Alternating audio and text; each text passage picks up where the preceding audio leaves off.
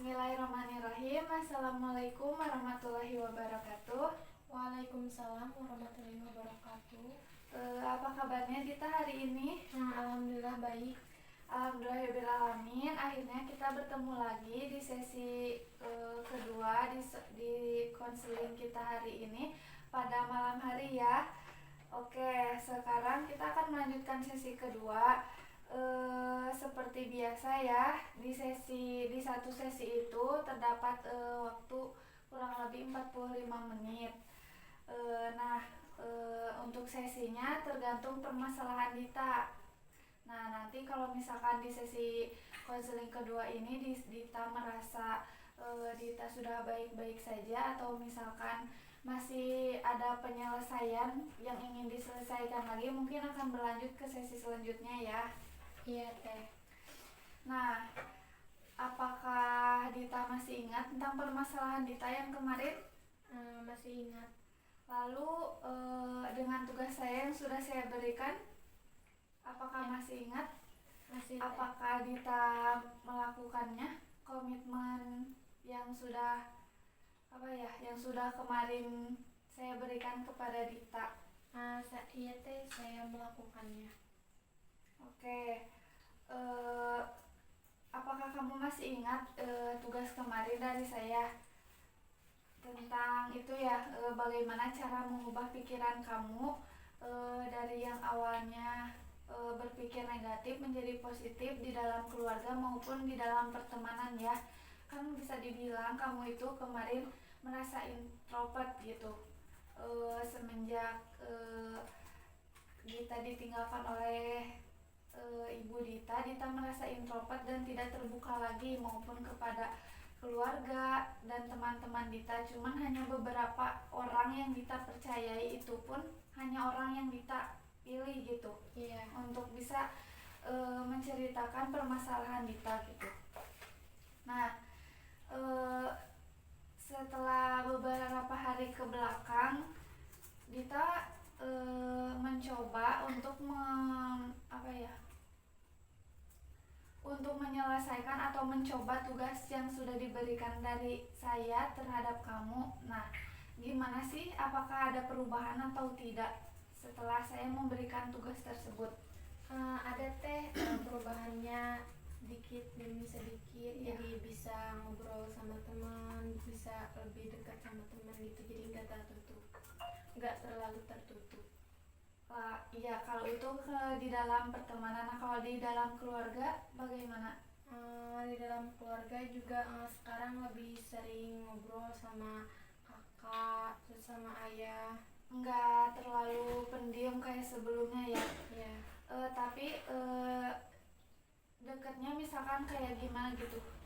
Kan Dita nggak langsung misalkan cerita kalau Dita menghadapi permasalahan yang sedang Dita hadapi. Pasti ada basa-basi gitu sebelum Dita menjelaskan permasalahan Dita kepada keluarga Dita. Ya, kayak cerita kayak keseharian tadi kuliah gimana, kayak gitu. Ya.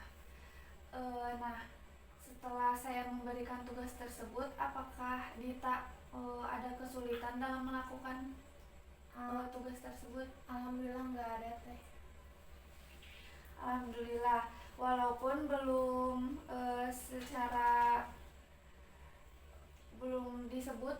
sempurna ya, tugas kamu itu masih bertahap, belum terlalu signifikan ya. Kamu juga sedikit demi sedikit mungkin bisa merubah pikiran tersebut. Iya. Baik, jadi dengan kata lain Dita bisa melakukannya, tapi belum sepenuhnya bisa melakukannya gitu ya. Nah, untuk cara Dita mengalihkan pikiran tersebut, apakah Dita melakukan kegiatan seperti apa gitu? Banyak kegiatan seperti misalnya banyak belajar, beraktivitas di rumah, membantu kakak Dita gitu, atau seperti apa? Iya, akhir-akhir ini setelah kemarin konseling yang sesi pertama, banyak kegiatan-kegiatan untuk mengalihkan pikiran negatif gitu, jadi nggak terlalu kepikiran gitu. Tapi misalkan kalau misalkan Dita tidak menjalankan aktivitas atau tidak, sebelumnya kita belum bertemu ya untuk melakukan sesi konseling ini, dan saya belum memberikan Dita tugas. Nah, pasti Dita bakalan kepikiran lagi tentang permasalahan itu. Maksudnya sebelumnya kan saya tidak memberikan Dita tugas mengenai tentang komitmen Dita yang ingin mengubah pikiran buruk Dita menjadi pikiran yang lebih positif lagi. Nah, jika tidak bertemu dengan saya atau tidak ada yang memberikan Dita tugas seperti itu, apakah Dita akan melakukannya atau tidak? Mungkin tidak ya teh, karena nggak kepikiran ke sana. Ya, mungkin tidak ada yang menyadari gitu ya, kalau Dita itu harus seperti apa dan bagaimana. Mungkin kan karena Dita juga kan sekarang merasa diri Dita itu introvert ya, jadi kan merasa kalau curhat ke teman merasa nggak perlu, apalagi sama keluarga Dita gitu kan. Dita orangnya seperti yang Dita bilang introvert atau tertutup ya. Jadi bisa dibilang Dita belum maksimal menjalankan tugas komitmen yang sudah saya berikan di sesi pertama ya. Ya.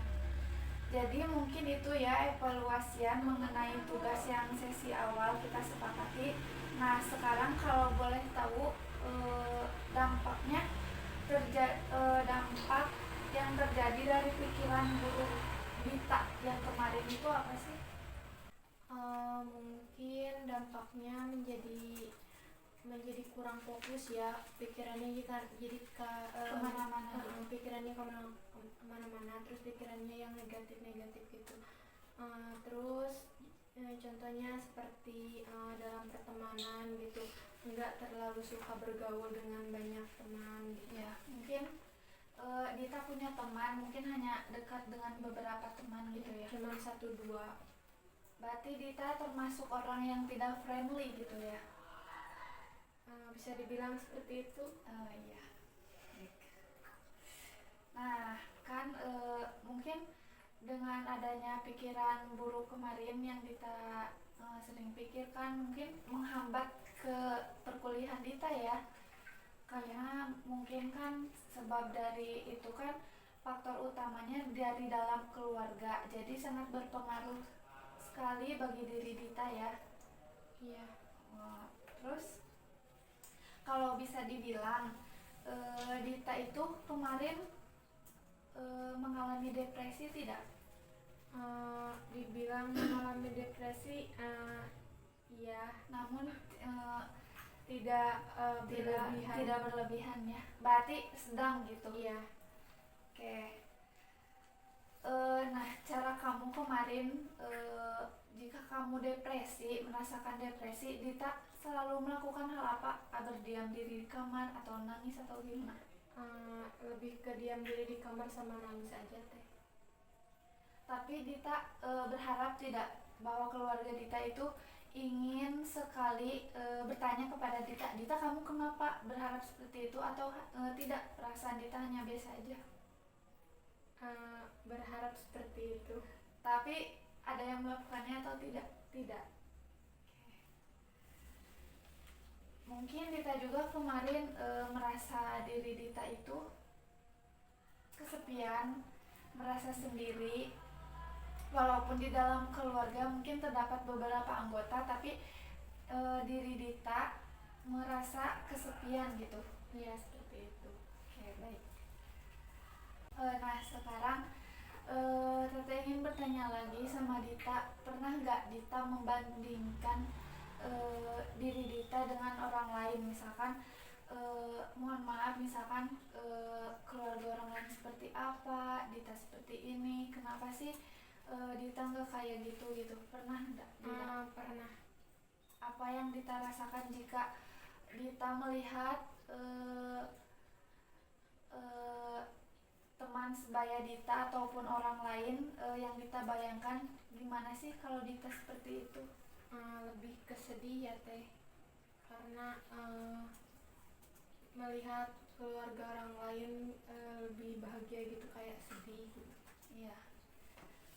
Oke, saya mengerti apa yang Dita rasakan. Pasti Dita merasa sedih juga eh, merasa ih kenapa ya nggak, bukan posisi saya bukan seperti dia gitu. Nah kemarin kan Dita berada di skala awalnya 4. Iya. Sebelum melakukan sesi konseling Dita berada di skala 4. Nah pas di sesi 1 itu kemarin saya bertanya lagi kepada Dita, setelah melakukan sesi konseling Dita berada di skala 6. ya betul. Nah sekarang Teteh akan mencoba lagi menggunakan teknik logbook ya. Logbook itu yaitu Dita Teteh memberikan catatan kepada Dita. Catatannya seperti, nah di sini saya mempunyai catatan atau logbook ya. Ya. Nah saya akan memberikan kamu sebuah buku catatan gitu. Kamu diminta untuk mencatat atau menuliskan di mana situasi kamu itu hal yang di mana situasi kamu itu sedang berada di keadaan yang paling terpuruk. Nah, cara melepaskan diri kamu di dalam permasalahan yang terpuruk itu, kamu akan seperti apa gitu? Apa Ya. kamu mengerti? Ya mengerti Teh. Baik, silahkan. Kamu bisa mencatatnya sekarang.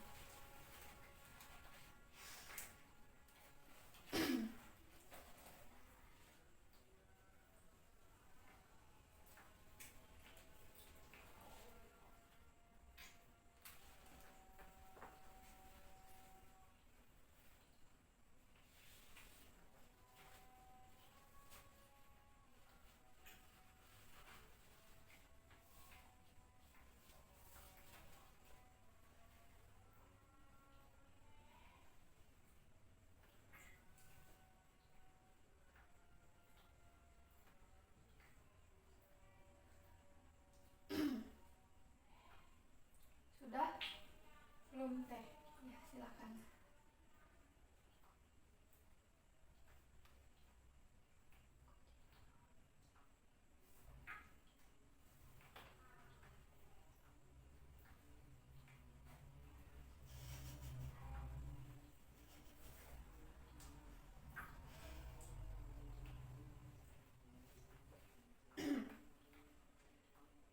Cukup panjang ya.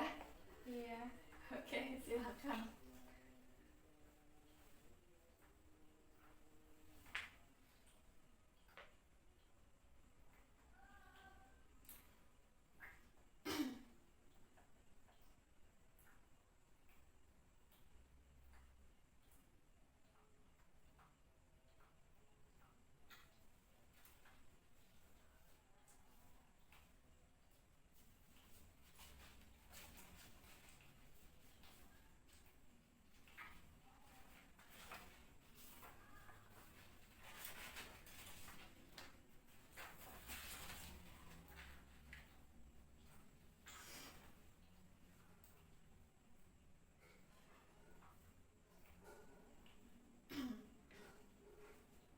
Sudah.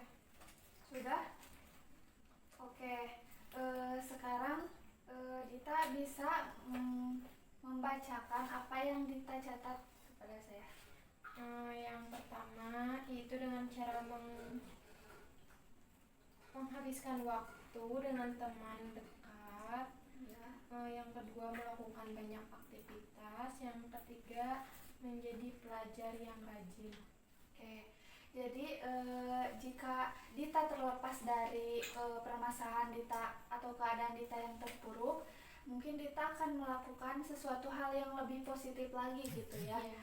Dengan cara apa tadi? Dengan cara bergaul atau menghabiskan waktu dengan teman, lalu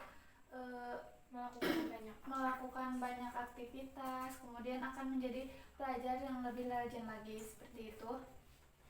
Oke. Di sini sebentar.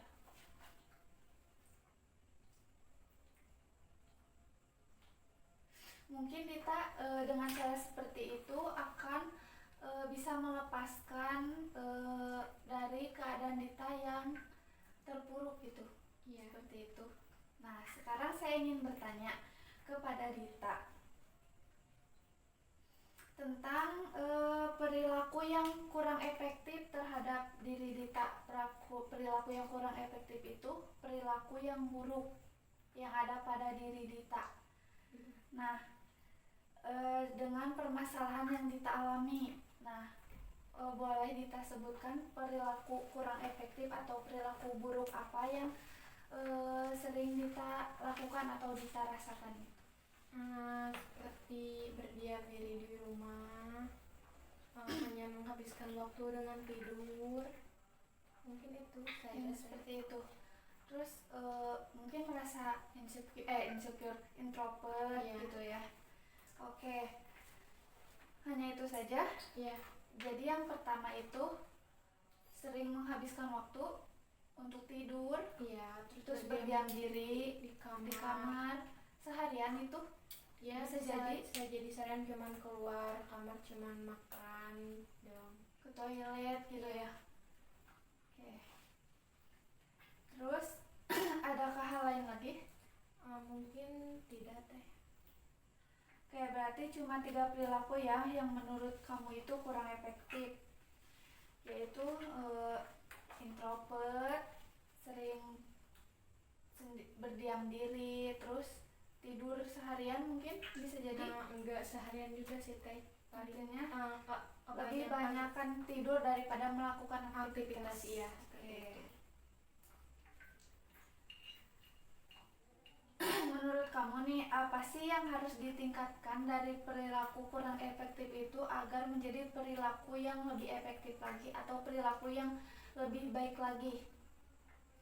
Mungkin lebih menghabiskan banyak waktu di luar ya, seperti bermain sama teman, Iya. terus kayak olahraga, terus lebih terbuka gitu sama teman, gak introvert. Ya, jadi lebih banyak melakukan aktivitas gitu ya daripada berdiam diri dan mungkin lebih banyak tidur ya. Iya. Perilaku kurang efektifnya.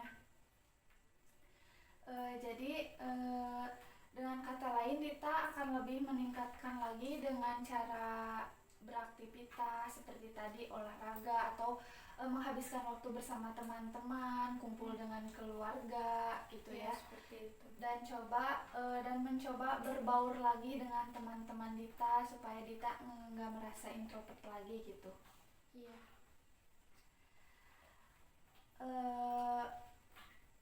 Kemudian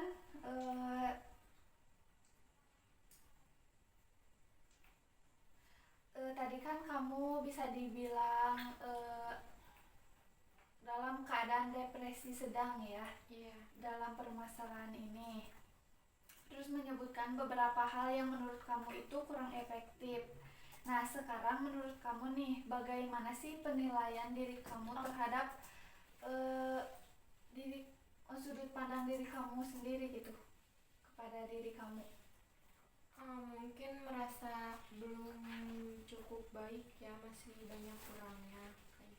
Ya, jadi intinya ingin Dita itu masih bisa dibilang masih belum jadi orang yang sempurna gitu ya, masih banyak kekurangan ya. Pastinya semua orang juga seperti itu ya Dita, tapi Dita jangan merasa putus asa atau Dita melihat sisi buruk dari diri Dita. Dita jangan berpikiran bahwa diri Dita itu tidak mampu seperti orang lain.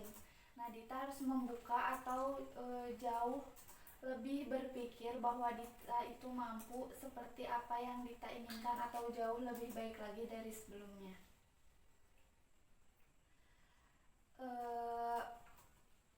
Nah, sekarang saya akan bertanya lagi kepada kamu tentang sesi konseling kita yang kedua ini, tentang skala lagi. Nah, setelah melakukan sesi konseling yang kedua ini, apakah kamu ada perubahan dari sesi 1 sampai sekarang? Ada teh. Skalanya? Ada, jadi skalanya jadi 8 mungkin ya teh. Oke, jadi lumayan ya, sedikit demi sedikit keadaan kamu bisa meningkat. Sebelumnya kamu ingin berada di skala 10 ya. Iya. Tapi di sesi 2 ini kamu berada di skala 8. Nah, mungkin jika kamu ingin melaksanakan ingin berada di skala 10 tadi, mungkin kamu bisa terus mengevaluasi komitmen yang sudah atau tugas yang sudah saya berikan kepada kamu. Nah, nanti di sesi konseling kita yang ketiga, saya akan menanyakan lagi bagaimana tentang tugas kamu, apakah jauh lebih baik dari sekarang atau lebih menurun gitu, atau hanya stuck gitu di komitmen yang itu aja gitu, tidak ada peningkatan. Nah, sebelum saya akhiri sesi konseling kita hari ini, apakah ada yang ingin kamu tanyakan kepada saya? Ada teh. Apa? Ya baik teh, saya ada pertanyaan untuk teteh. Apakah jika saya stuck atau tidak ada perubahan tentang komitmen atau tugas yang teteh berikan, apakah sesi konselingnya akan berlanjut atau tidak? Jadi sesi konseling itu akan berlanjut atau tidak, saya sebagai konselor diserahkan lagi kepada Dita ya, sebagai klien saya, karena juga saya tidak bisa memaksa. Jika kamu tidak bisa berlanjut ya tidak apa-apa, kalau mau lanjut silakan. Nah, jika permasalahan Dita ingin tuntas mungkin akan berlanjut. Nah, jika Dita sudah menyerah atau misalkan sudah tidak ingin lagi melanjutkan sesi konseling, mungkin Dita boleh untuk menghentikan sesi konseling kita pada sesi nanti ya. Tapi lanjut atau tidaknya keputusannya nanti ada di sesi 3 ya. Tergantung diri Dita sendiri nih, bisa stuck atau ada peningkatan. Mungkin kalau ada peningkatan bisa mencapai skala 10 nanti di sesi 3 mungkin Dita merasa cukup. Nah, mungkin bisa selesai gitu. Dan juga walaupun sesi konseling nanti sudah cukup ya, tetapi Dita jangan lupa tentang tugas yang saya berikan ya. Agar kamu terus selalu ingat memperbaiki diri, jadi lebih baik lagi gitu. Nah, setelah tadi yang Dita catat, yang 3 hal tadi yang tentang logbook. Nah, itu juga bisa menjadi evaluasian buat kamu ya, supaya kamu caranya kalau kamu sudah terlepas nanti dari permasalahan yang sedang Dita hadapi. Nah, Dita kan sekarang berada di sesi 8, maksud saya di skala 8. Mungkin cukup lebih baik dari sebelumnya ya, yang awalnya berada di skala 4, sekarang berada di skala 8. Jadi alhamdulillah sesi konseling yang sudah kita lakukan ini bisa memberikan kamu perubahan sedikit demi sedikit ya. Apa ada yang ditanyakan lagi sebelum sesi konseling ditutup? Mungkin sudah cukup teh. Baik, kalau begitu saya cuma memberikan masukan buat kamu, harus tetap semangat agar kamu bisa menjadi apa yang kamu inginkan untuk kedepannya. Kamu jangan merasa kalau kamu tidak mempunyai siapa-siapa lagi, banyak teman kamu, keluarga kamu yang pastinya sayang dengan kamu. Kamu jangan berpikir bahwa sesuatu yang kamu lakukan itu tidak berguna bagi siapapun gitu. Nah, oke. Mungkin cukup sekian. Mohon maaf bila ada kata-kata yang menyinggung perasaan Dita yang saya ucapkan atau yang saya sampaikan, serta kesalahan saya. Mungkin ada sesuatu yang Dita belum pahami dalam penyampaian saya. Saya mohon maaf lagi ya Dita. Baik, mungkin kali ini sesi konseling kita cukup sekian ya. Saya tutup. Wassalamualaikum warahmatullahi wabarakatuh. Waalaikumsalam warahmatullahi wabarakatuh. Terima kasih teh.